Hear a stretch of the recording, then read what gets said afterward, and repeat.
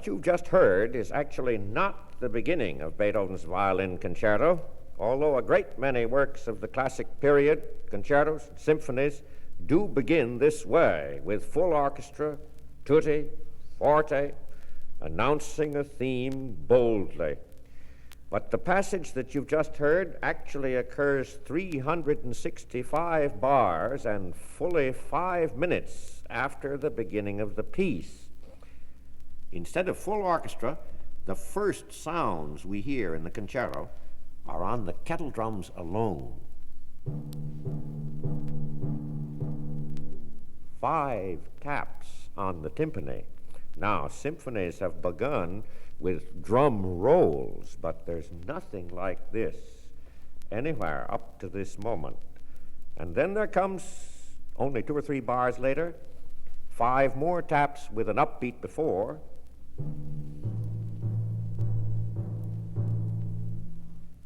And a few bars later than that, the first violins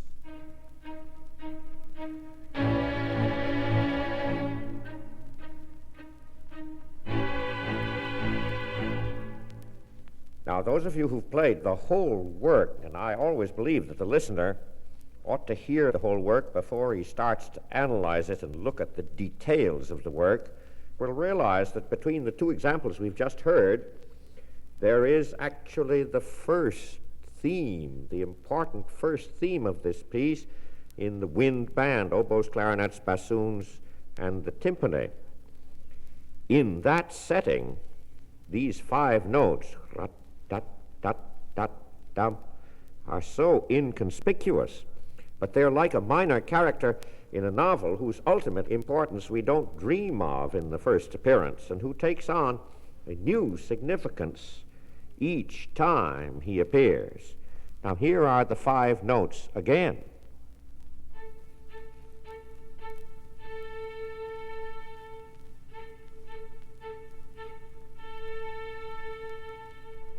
You see, it's quiet, but it's still square-toed and on the beat and definite. Rat-tat-tat-tat-dum.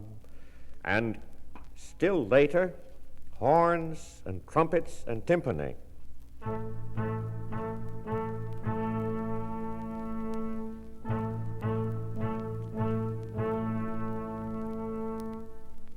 Now, let's go way back to the very beginning and take the orchestral ritornello as it comes, starting with these 5 taps on the timpani, and then a beautiful passage, serene, quiet, in D major for the woodwinds. It's 2 oboes, 2 clarinets, and 2 bassoons.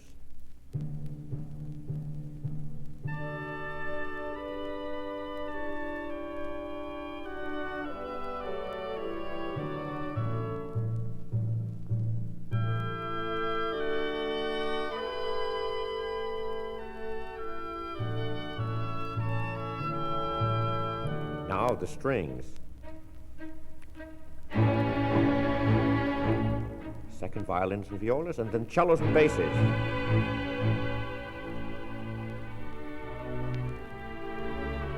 And a quiet ending to this span of music, and a new idea. Up, up, bum.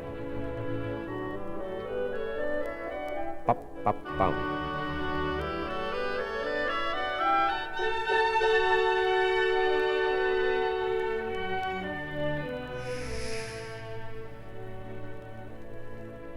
Then, suddenly,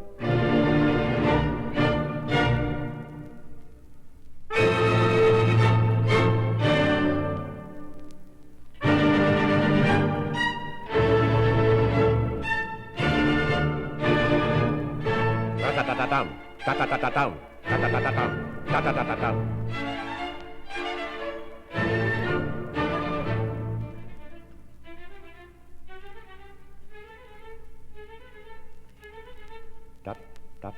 Then.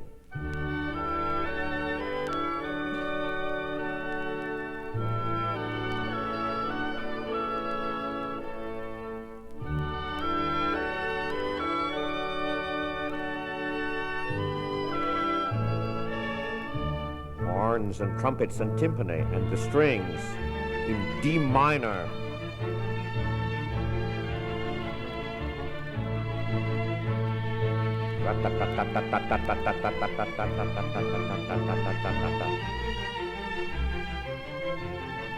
Notice those inner parts.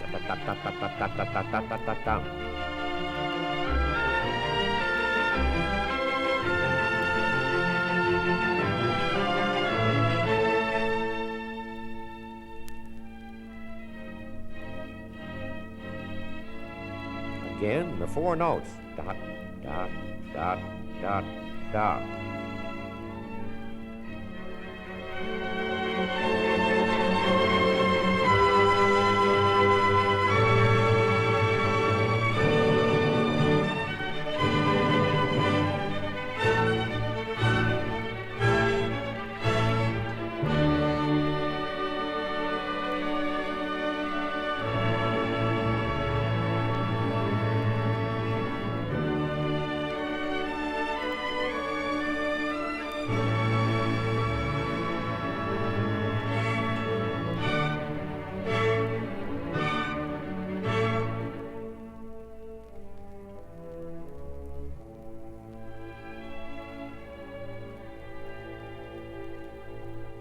And we've stopped at just the end of the orchestral ritornello. Now, the traditional thing with the classic concerto was to begin with an orchestral ritornello or an exposition of the musical ideas in the orchestra alone without the soloist. Our solo violin has not yet entered. And we get in this ritornello an extraordinary example of one of the tendencies of Beethoven's maturity, a tendency toward leisurely, expansive, easygoing exposition of musical ideas. This violin concerto comes from the year 1806, and there's hardly in Beethoven's whole life any equal to that year in fertility. That's the year of the Appassionata Sonata, the great F minor sonata, the three-string quartets, opus 59, the Fourth Symphony, even sketches for the Fifth Symphony, and the first revision of Fidelio in preparation for the second production of the opera Fidelio, and the Coriolanus Overture. What a year! And in that year, you get the two opposing tendencies. On the one side, toward the terse, dramatic, tragic piece like the Appassionata, the sketches for the first movement of the Fifth Symphony. So concise, short. And on the other hand, this leisurely, expansive, serene, and relaxed music. Now, we've had in this ritornello actually three main themes. The first one for the woodwind,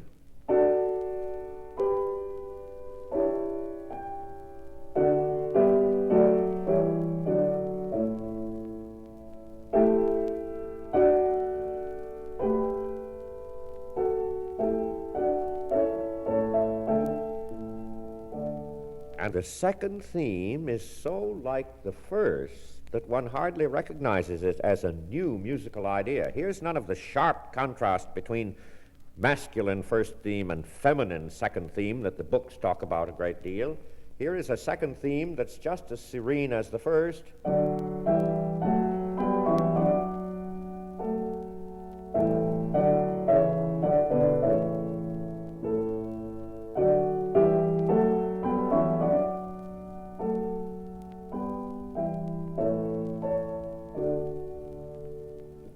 And the third theme, actually the closing theme,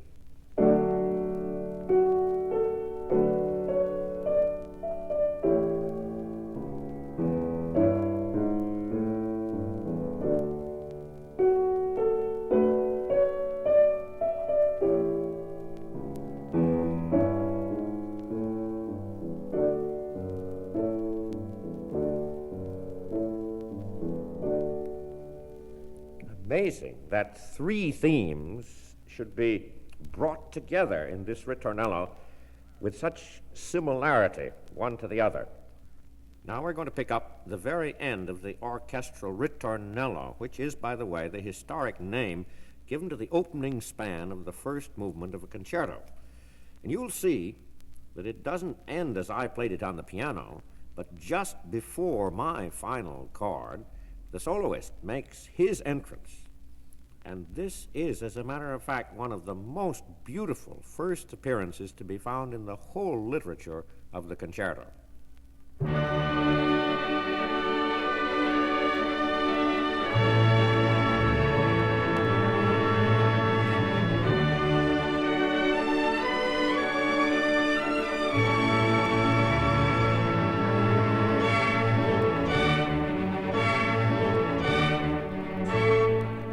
With these big chords, the ritornello ends, and listen.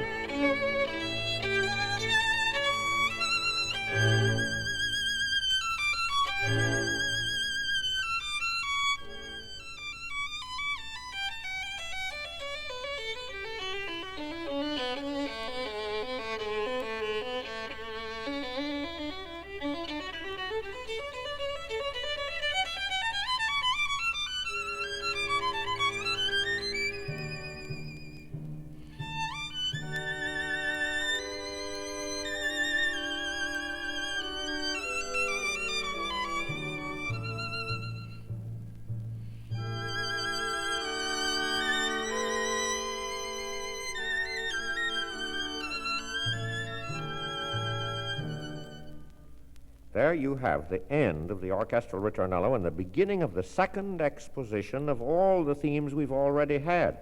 And in this second exposition, the solo violin is the chief protagonist. And what resources the soloist has, soaring an octave above the orchestra with this first theme, and then embellishing it and decorating the theme with garlands of music. The appearance of the second theme in this exposition is a remarkable spot. The tracery in the solo violin thins out to a trill, and then the second theme comes in the clarinets and the bassoons in the orchestra for the first phrase, and then the balancing phrase appears in the solo violin, which soars aloft once again to its very highest register.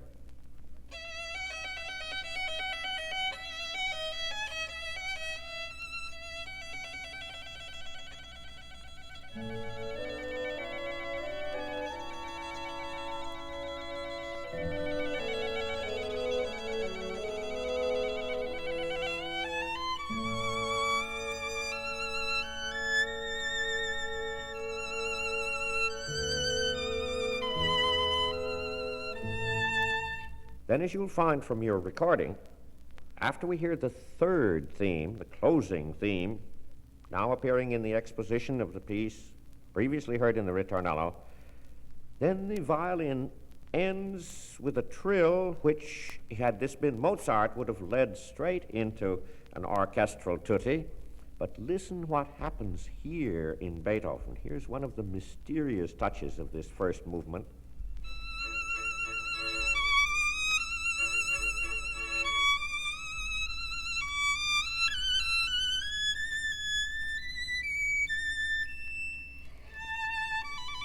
Listen, listen.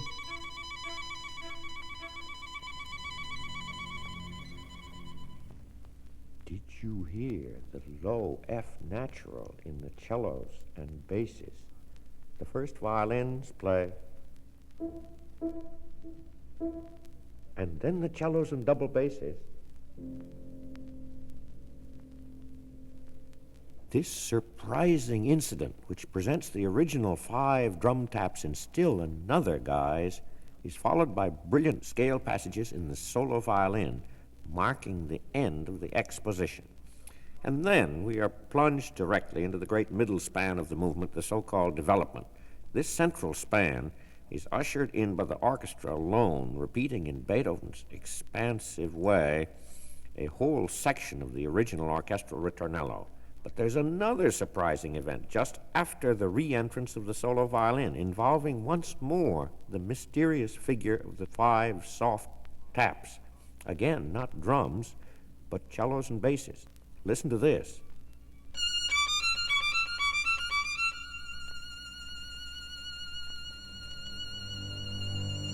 Listen, listen.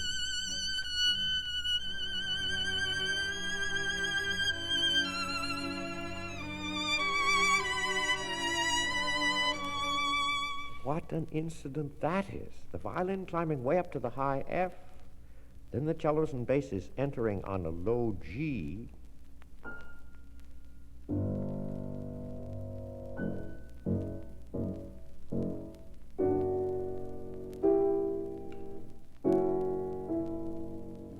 And so on. These surprises at every turn in this piece. Now, midway in this development, there is the appearance of something really new, a cavatina, bel canto melody for the solo violin, and in G minor. This is the only pathetic passage, it seems to me, in this whole first movement.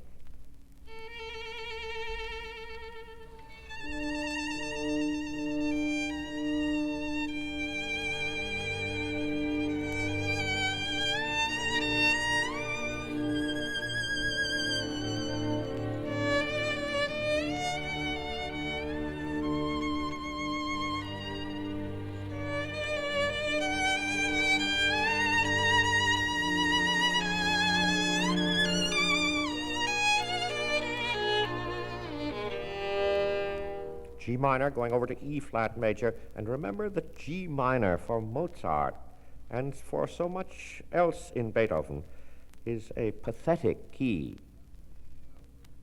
Now we're within a very few seconds of the end of the great middle span, the development, and the passage from the development section of a classical work to its recapitulation is one of the great bridgeheads where you pass over from one territory, the territory of the middle or development section, to the territory of the recapitulation. It's always interesting to see how any composer does that.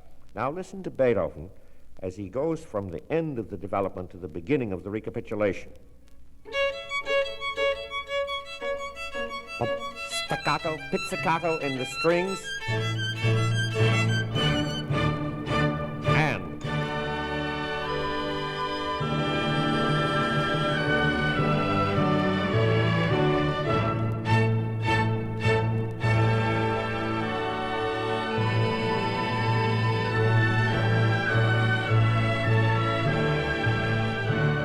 and then in that orchestral tutti, you see, we're swept into the beginning of the recapitulation. Now it remains only in this first movement to play the end of the cadenza and the coda, the final half minute of the piece.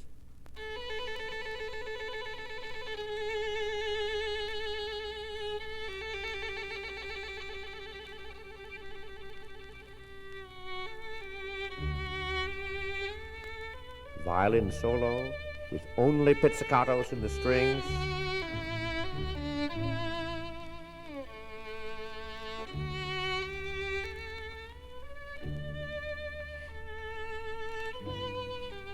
Now listen.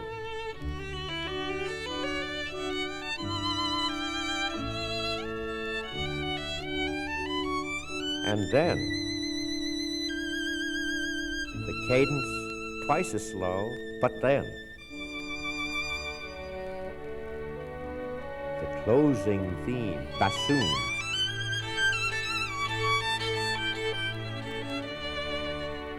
The bassoon, the bassoon.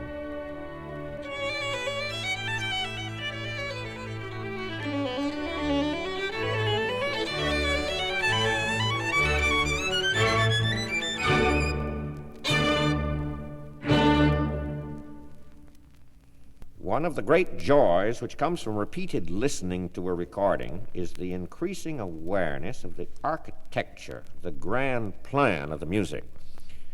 Music is sound in motion, in time. Music is not static, it is always going forward.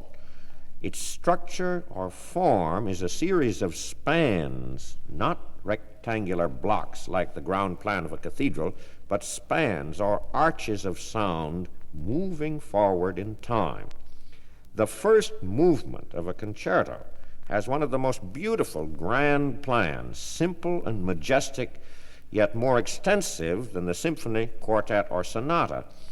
Its opening span is the ritornello, in which a number of the main musical ideas are revealed in the orchestra alone.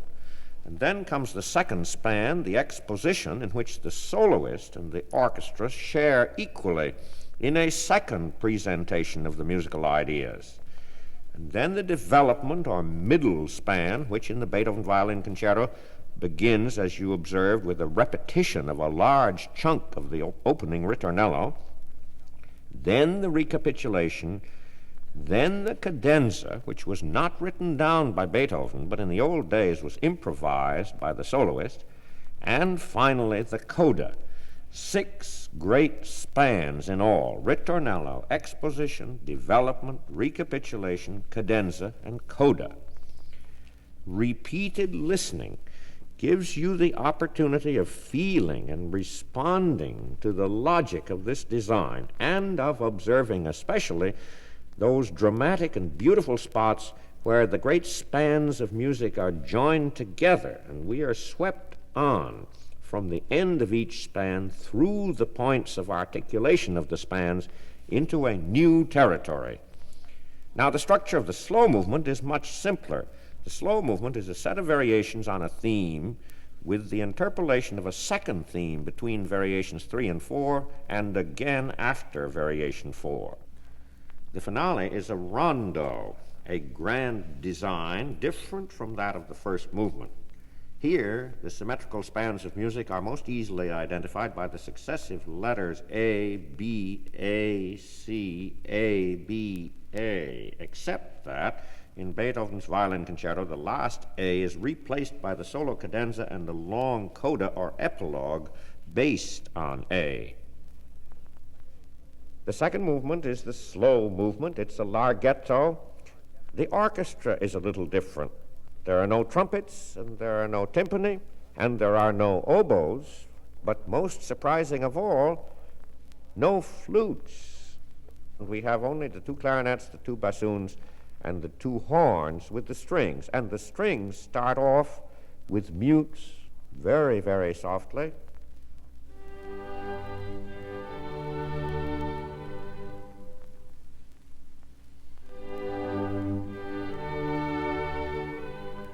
Notice the silences.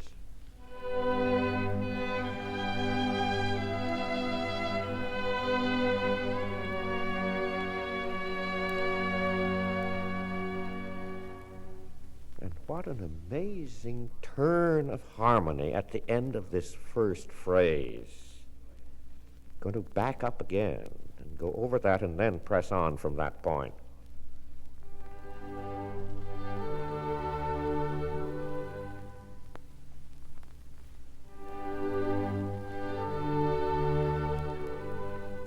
Listen.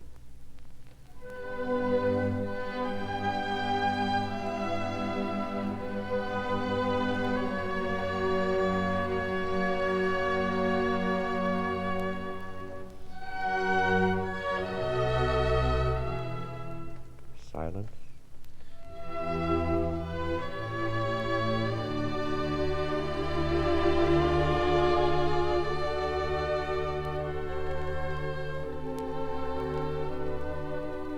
And then an extra flow of melody.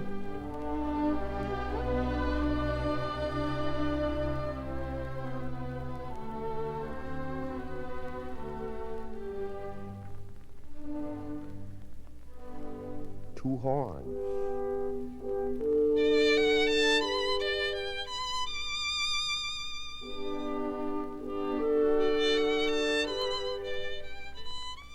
And the clarinet and the solo violin.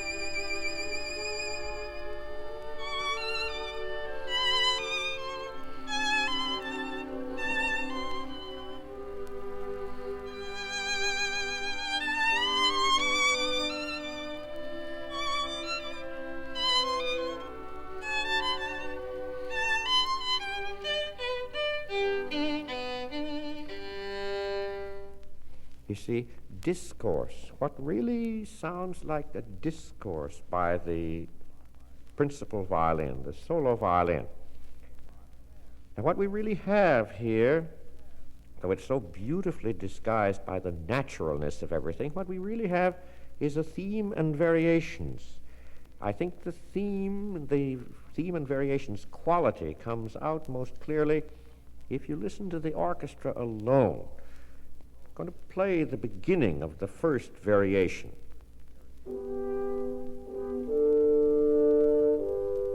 Two horns, and then the clarinet. The clarinet and the strings.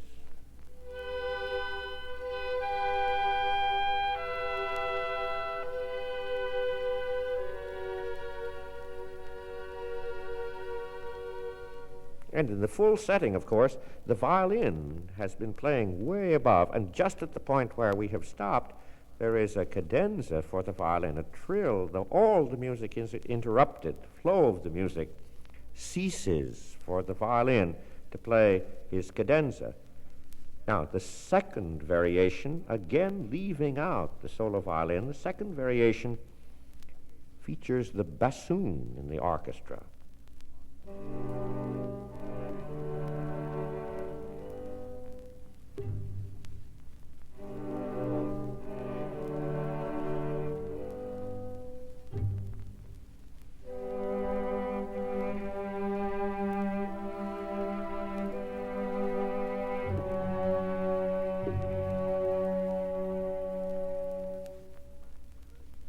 And the third variation, again without the solo violin, picking up the third variation with the orchestra, strings, forte, and the two clarinets, the two bassoons, and the two horns, the whole wind band as it appears in this movement, forte.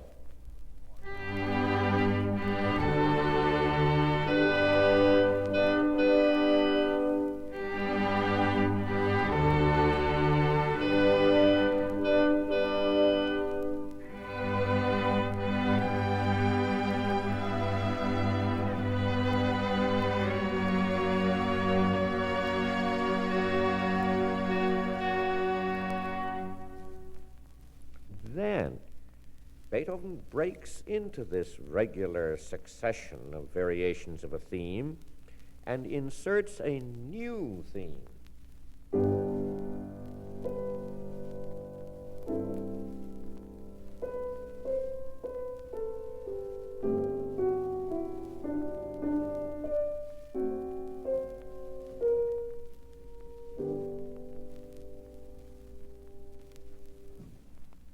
Now, when you come after the interpolation of a new theme for the solo violin, when you come to the fourth variation, I ask you to notice especially the sound of the strings pizzicato.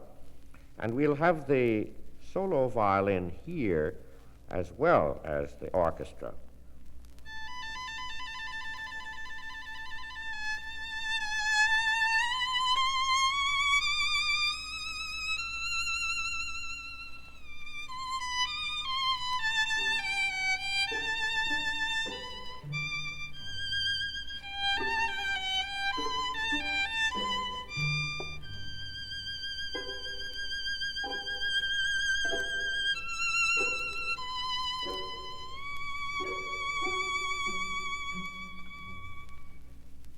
At the end of the slow movement, Beethoven interrupts the delicate design of tracery for the solo violin, first by the two horns with mutes very softly, and then the first and second violins still more softly, and then a sudden outburst for all the strings without their mutes, fortissimo, and then a cadenza for the solo violin, which ties together the slow movement and the finale.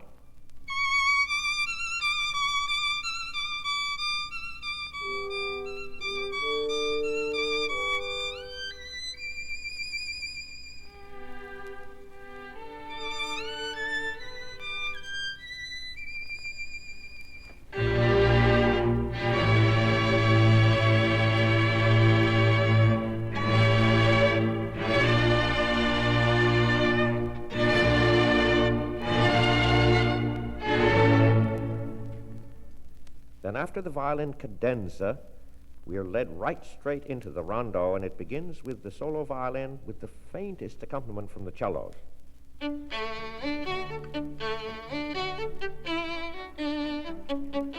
Get that rhythm.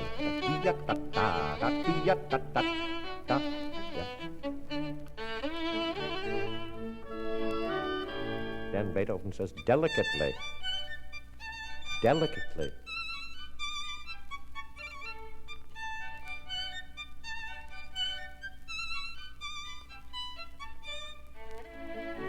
And then with the full orchestra,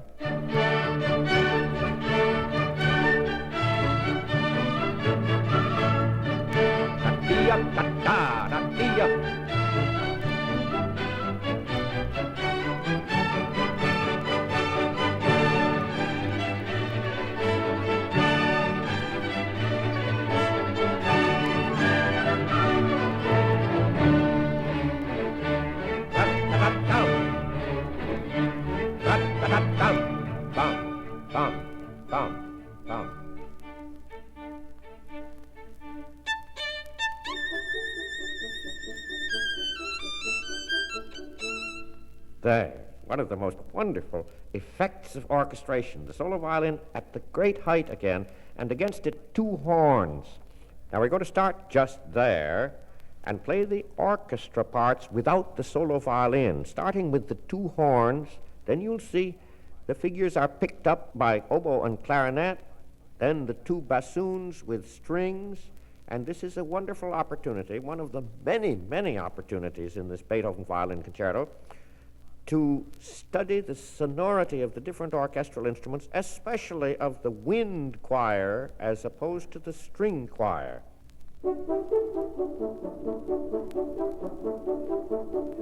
Now, oboe and clarinet. Bassoon. Strings. Oboes and clarinets. Strings. Now, we're going to back up once more to the conclusion of the first theme and add the solo violin in now to the transaction.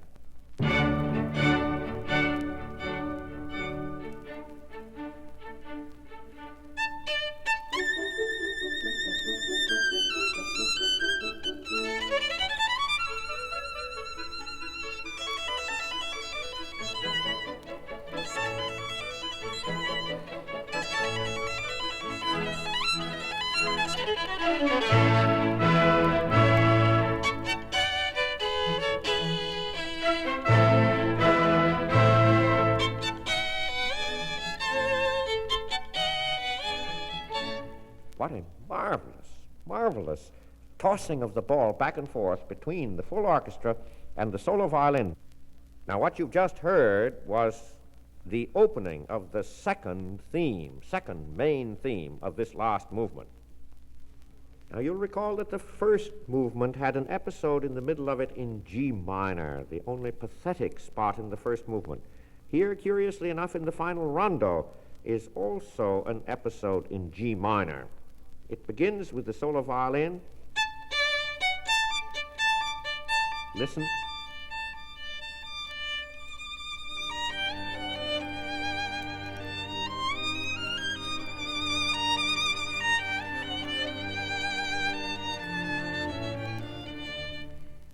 And a moment later, the bassoon, first bassoon, carries on this melody that we've just heard in the solo violin. And the solo violin weaves around it an embroidery way up at 2-3 octaves above.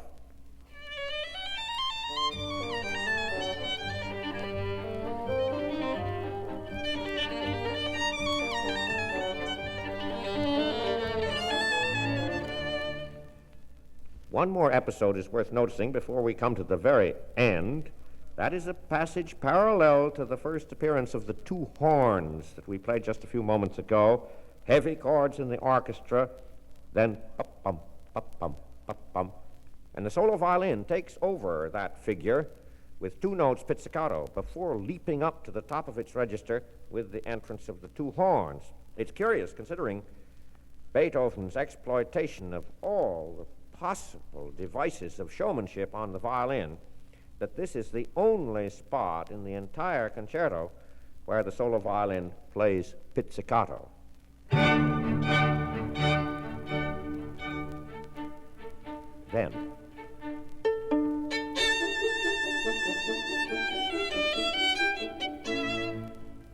and a few moments after that, there's a big cadenza for the solo violin, a cadenza ending in a trill, and then one of the most amazing spots. Cellos and basses come in with the figure which we're so well acquainted with by this time. And then again, forte, and then diminuendo, and then a most amazing modulation, veering off to one of the most distant keys.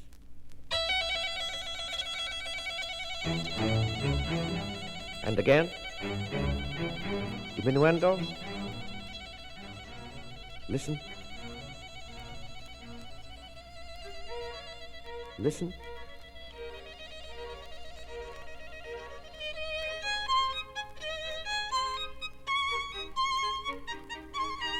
There. Now we've come to a point within a half a minute of the end of this finale of Beethoven's concerto, and here in these last 30 seconds we get one of the most interesting and exciting examples of the essential fact about all concertos, and that is the opposition of the full force of the orchestra against the power of a single soloist to assert himself through his virtuosity, through the beauty and the attractiveness and the showmanship of what he does. This has always been true of all concertos from the earliest times. It's the contrast between omnes, the all, on one side, and solus, the individual, on the other side. And here, Beethoven, in the most wonderful way, throws the whole orchestra against the soloist and the soloist against the whole orchestra. And as Sir Donald Tovey has said, the orchestral fortissimos are silenced by the violin soloist, which is a beautiful example of the balance between the mighty force of the full orchestra and the virtuosity of the single violin. And just before the end, the whole business quiets down to almost nothing, pianissimo in the orchestra and pianissimo even in the solo violin, up to the last moment.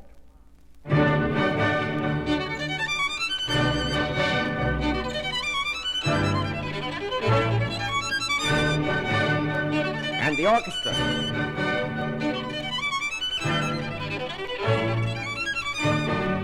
Da da da da da.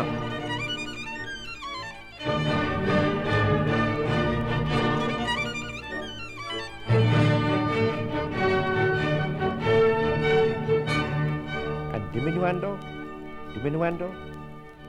Listen.